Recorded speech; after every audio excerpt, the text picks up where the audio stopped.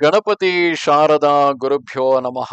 ಆಪದಾಮಪಹರ್ತಾರಂ ದಾತಾರಂ ಸರ್ವಸಂಪದಾಂ ಲೋಕಾಭಿರಾಮಂ ಶ್ರೀರಾಮಂ ಭೂಯೋ ಭೂಯೋ ನಮಾಮ್ಯಹಂ.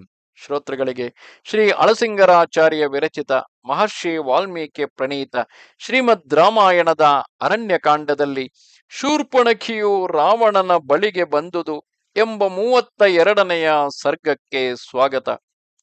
ಇತ್ತಲಾಗಿ ಶೂರ್ಪಣಖಿಯು ಜನಸ್ಥಾನದಲ್ಲಿ ಮಹಾಪರಾಕ್ರಮಿಗಳಾದ 14,000 ಮಂದಿ ರಾಕ್ಷಸರು, ಕರದೂಷಣ ತ್ರಿಶಿರಸ್ಸುಗಳೆಂಬ ಮಹಾವೀರರು ಏಕಾಕಿಯಾದ ರಾಮನೊಬ್ಬನಿಂದ ಹತರಾಗಿ ಬಿದ್ದಿರುವುದನ್ನು ನೋಡಿ ಸಹಿಸಲಾರದ ಸಂಕಟದಿಂದ ಮೇಘಗಳು ಗುಡುಗುವಂತೆ ಭಯಂಕರವಾದ ಧ್ವನಿಯಿಂದ ಹೋ ಎಂದು ಅರಚಿಕೊಳ್ಳುತ್ತಾ ಇತರರಿಗೆ ಸಾಧ್ಯವಲ್ಲದ ಆ ರಾಮನ ಸಾಹಸಕ್ಕೆ ಅರಚಿದವಳಾಗಿ ಅಲ್ಲಿಂದ ಲಂಕೆಗೆ ಓಡಿದಳು. ಅಲ್ಲಿ ರಾವಣನು ಅನೇಕ ರಾಕ್ಷಸ ಮಂತ್ರಿಗಳಿಂದ ಪರಿವೃತನಾಗಿ ದೇವತೆಗಳ ಮಧ್ಯಗತನಾದ ಇಂದ್ರನಂತೆ ತೇಜಸ್ಸಿನಿಂದ ಜ್ವಲಿಸುತ್ತಾ ಪುಷ್ಪಕ ವಿಮಾನದಲ್ಲಿ ಕುಳಿತಿದ್ದನು. ಸೂರ್ಯನಂತೆ ಜ್ವಲಿಸುತ್ತಿರುವ ಸುವರ್ಣ ಪೀಠದ ಮೇಲೆ ಕುಳಿತಿದ್ದ ಆ ರಾವಣನು ಚಿನ್ನದ ವೇದಿಕೆಯಲ್ಲಿ ಅಜ್ಯಾಹುತಿಯಿಂದ ಜ್ವಲಿಸುತ್ತಿರುವ ಅಗ್ನಿಯಂತೆಯೇ ತೋರುತ್ತಿದ್ದನು. ದೇವತೆಗಳಾಗಲಿ, ಗಂಧರ್ವರಾಗಲಿ, ಮಹರ್ಷಿಗಳಾಗಲಿ, ಇತರ ಭೂತಗಳಾಗಲಿ ಯಾರೂ ಅವನನ್ನು ಯುದ್ಧದಲ್ಲಿ ಜಯಿಸಲಾರರು. ಲೋಕೈಕ ವೀರನೆಂದರೆ ಅವನಿಗೆ ಸಲ್ಲುವುದು. ಬಾಯಿ ಬಿಟ್ಟುಕೊಂಡು ಬರುವ ಯಮನಂತೆಯೇ ತೋರುತ್ತಿರುವನು. ದೇವಾಸುರ ಯುದ್ಧಗಳಲ್ಲಿ ಆತನ ಮೈಮೇಲೆ ವಯೀಂದ್ರನ ವಜ್ರಾಹತಿಯಿಂದಲೂ ಐರಾವತದ ಕೊಂಬಿನ ತಿವಿತದಿಂದಲೂ ಉಂಟಾದ ಗಾಯಗಳು ಜಿಡ್ಡುಗಟ್ಟಿ ಅವನ ಅಂಗಾಂಗವೆಲ್ಲವೂ ಒರಟು ಬಿದ್ದು ಹೋಗಿರುವವು. ಲೋಕ ವಿಲಕ್ಷಣ ಸ್ವರೂಪವುಳ್ಳ ಆತನ 20 ತೋಳುಗಳು 10 ತಲೆಗಳು ನೋಡುವಾಗಲೇ ಭಯವನ್ನುಂಟು ಮಾಡುತ್ತಿದ್ದರು. ಛತ್ರ ಚಾಮರಾದಿ ಅಂಗಗಳಿಂದ ಕೂಡಿದ ಆತನ ಸಾಮ್ರಾಜ್ಯ ವೈಭವವು ನೋಡುವವರಿಗೆ ಆಸೆಯನ್ನುಂಟು ಮಾಡುತ್ತಿರುವುದು. ಅವನ ಆಭರಣದ ವೈಡೂರ್ಯ ಕಾಂತಿಯು, ಅವನ ಚಿನ್ನದ ಕಡಕುಗಳ ಕಾಂತಿಯು ಅವನ ತೇಜಸ್ಸನ್ನು ಮತ್ತಷ್ಟು ಹೆಚ್ಚಿಸಿ ಕಾಣಿಸುತ್ತಿದ್ದವು. ರಾಜಲಕ್ಷಣಗಳಿಂದ ಕೂಡಿದ ಆತನ ದುಂಡಾದ ತೋಳುಗಳು, ಬಿಳುಪಾದ ಹಲ್ಲುಗಳು ನೋಡುವುದಕ್ಕೆ ಆಹ್ಲಾದವನ್ನುಂಟು ಮಾಡುತ್ತಿದ್ದರು. ಅವನ ಅಗಲವಾದ ಬಾಯಿಯು, ಬೆಟ್ಟದಂತೆ ಉದ್ದವಾದ ಆಕೃತಿಯು ಭಯಂಕರವಾಗಿ ಕಾಣುತ್ತಿದ್ದವು. ದೇವತೆಗಳೊಡನೆ ಯುದ್ಧ ಮಾಡುವಾಗ ಶ್ರೀ ಮಹಾವಿಷ್ಣುವಿನ ಚಕ್ರಾಯುಧದಿಂದಲೂ ದೇವತೆಗಳ ಇತರ ಶಸ್ತ್ರಾಸ್ತ್ರಗಳಿಂದಲೂ ಅನೇಕಾವರ್ತಿ ಪೆಟ್ಟು ತಿಂದು ಪಟ್ಟು ಗಟ್ಟಿ ಕೊಬ್ಬಿದ ಆತನ ದೇಹದಲ್ಲಿ ಎಷ್ಟೇ ಪ್ರಬಲವಾದ ದೇವಾಸ್ತ್ರಗಳು ಹಾಯಲಾರವು. ಅವನು ಅಕ್ಷೋಭ್ಯವಾದ ಸಮುದ್ರಗಳನ್ನು ಕ್ಷೋಭೆ ಹೊಂದಿಸಬಲ್ಲನು.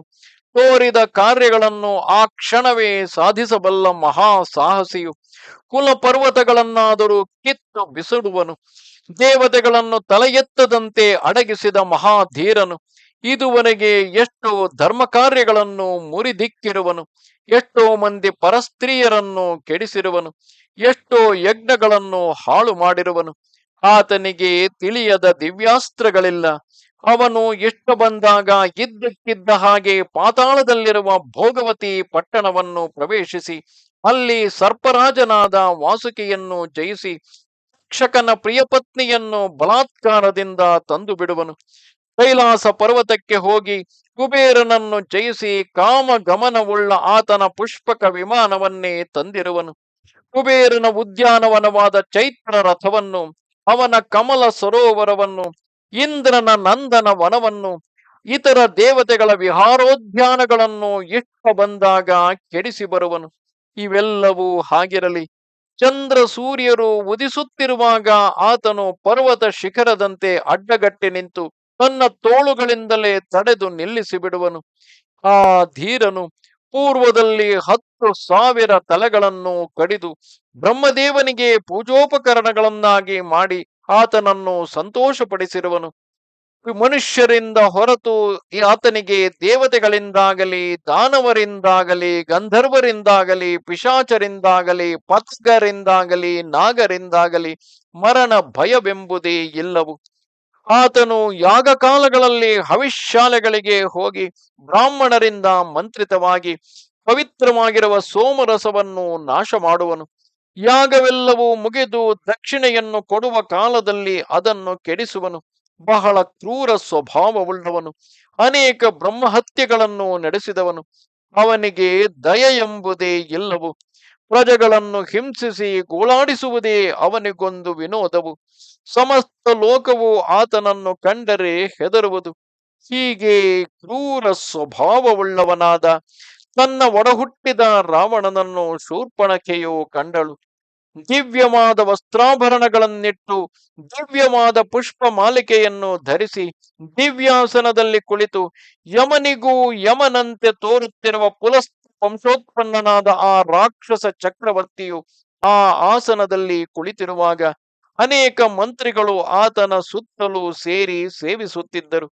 ಈ ಸಂದರ್ಭದಲ್ಲಿ ಶೂರ್ಪಣಖೆಯು ಭಯದಿಂದ ನಡುಗುತ್ತಾ ಮುಂದೆ ಬಂದು, ತಾನು ಲೋಕದಲ್ಲಿ ಯಾರಿಗೂ ಅಂಜದವಳಾಗಿದ್ದರು ಮಹಾತ್ಮನಾದ ರಾಮನು ತನಗುಂಟು ಮಾಡಿದ ಭಂಗವನ್ನು ನೆನೆಸಿಕೊಂಡ ಹಾಗೆಲ್ಲ ಭಯದಿಂದ ಮೂರ್ಛೆ ಹೋದಂತೆ ಮೈ ತಿಳಿಯದವಳಾಗಿ ಆ ರಾವಣನ ಮುಂದೆ ನಿಂತು ಕ್ರೂರ ವಾಕ್ಯವನ್ನು ಆಡತೊಡಗಿದಳು. ಇಲ್ಲಿಗೆ 32ನೆಯ ಸರ್ಗವು ಮುಗಿದುದು. ನಮಸ್ತೆ ಶಾರದೆ ದೇವಿ, ಕಾಶ್ಮೀರ ಪುರವಾಸಿನಿ, ತ್ವಾಮಹಂ ಪ್ರಾರ್ಥೆಗೆ ನಿತ್ಯಂ, ವಿದ್ಯಾದಾನಂಚ ದೇಹಿಮೆ. ನಮಸ್ಕಾರ.